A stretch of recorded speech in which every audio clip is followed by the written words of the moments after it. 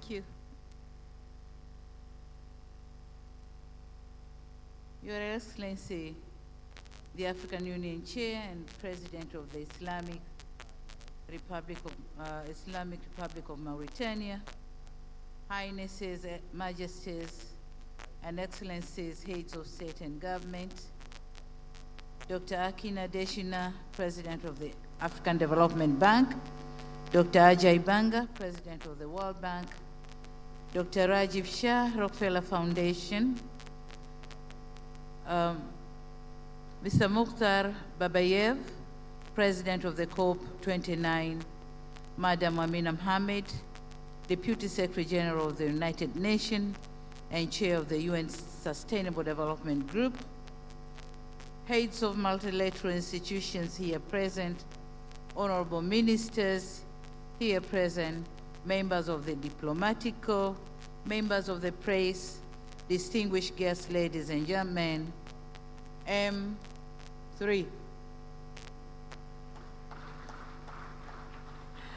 On behalf of the people and the government of the United Republic of Tanzania, I have the distinct honor and pleasure to welcome you to Dar es Salaam and to thank you for honoring our invitation. We are honored to host this African Heads of State Energy Summit, and we welcome the important deliberations on ensuring access to reliable and affordable and sustainable energy for all in Africa. With that being said, this summit goes beyond energy access. It is about empowering families, lifting millions out of poverty, and providing hope and opportunities for youth. It is about our commitment to economic transformation, fostering industries, creating jobs, and sparking innovation across Africa. And it is about realizing the promise of uplifting every African community to reach the last mile and ensure that no one is left behind. At present, nearly 600 million Africans who lack energy represent 83% of the global energy deficit. To give a contrast, the electrification rate in Southeast Asia reached 96.6% in 2019, while in Africa today, this rate is less than 50%. Additionally, Southeast Asia is on track to reach universal electricity access by 2030. While looking at the current pace of electrification in Africa, without a collective intervention, by 2030, as many as 545 million people will still be without electricity. Excellencies, in order to overcome hurdles impeding energy access, we need to take bold actions by increasing investment and financing for infrastructure development, from power generation to the last mile connectivity. And we must have an agreed roadmap among African states, our partners and private sector, keeping in mind that we have just 5 years to meet the SDG target, as ensuring access to affordable, reliable, and sustainable energy for all.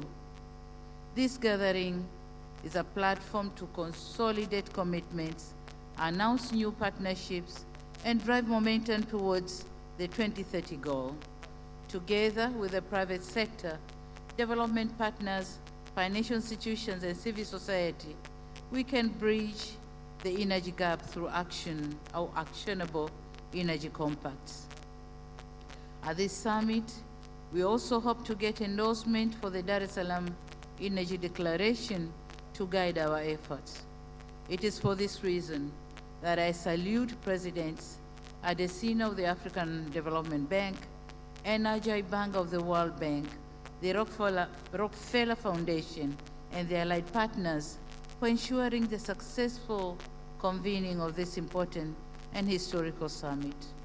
I also wish to thank the honorable ministers responsible for energy, finance, and foreign affairs for diligent preparations.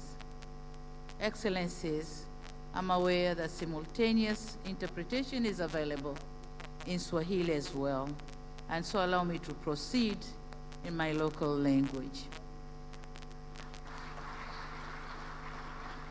Waheshimiwa wakuu wa nchi na serikali, wakuu wa mashirika ya kimataifa, waheshimiwa mawaziri, wageni waalikwa, mabibi na mabwana, Tanzania ni moja kati ya nchi 12 zitakazozindua mpango mahsusi wa kitaifa kuhusu nishati, National Energy Compact. Kupitia mpango wetu tunatarajia kuongeza kasi ya kuunganisha umeme nchini hadi kufikia 72% ifikapo mwaka 2030. Ili kufanikisha azma hiyo, ndani ya muda wa miaka 5 ijayo, tutahitaji uwekezaji wenye thamani ya dola za Kimarekani bilioni 13, ambapo dola bilioni 5 zitapatikana kutoka sekta binafsi hapa nchini.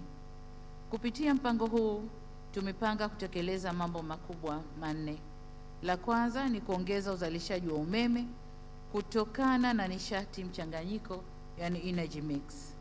Hadi sasa Tanzania ina uwezo wa kuzalisha megawatts 3431, ambapo 58% ya hizo inatokana na vyanzo vya maji, 35% inatokana na gesi na 7% inatokana na vyanzo vingine.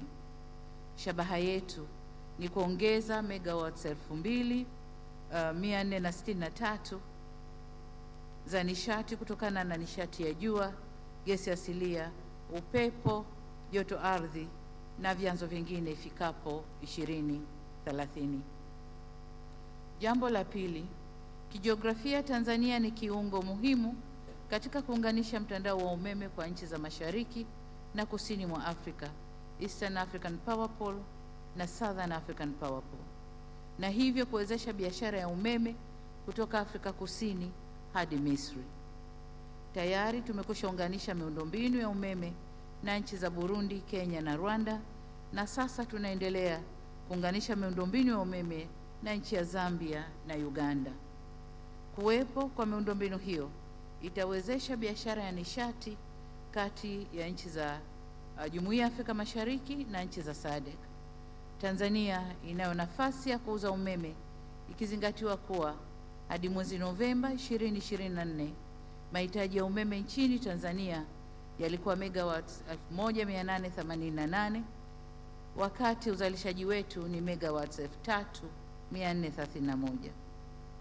Jambo la tatu ni kufikisha umeme kwenye vitongoji baada ya kufanikiwa kusambaza umeme katika vijiji vyote vya Tanzania.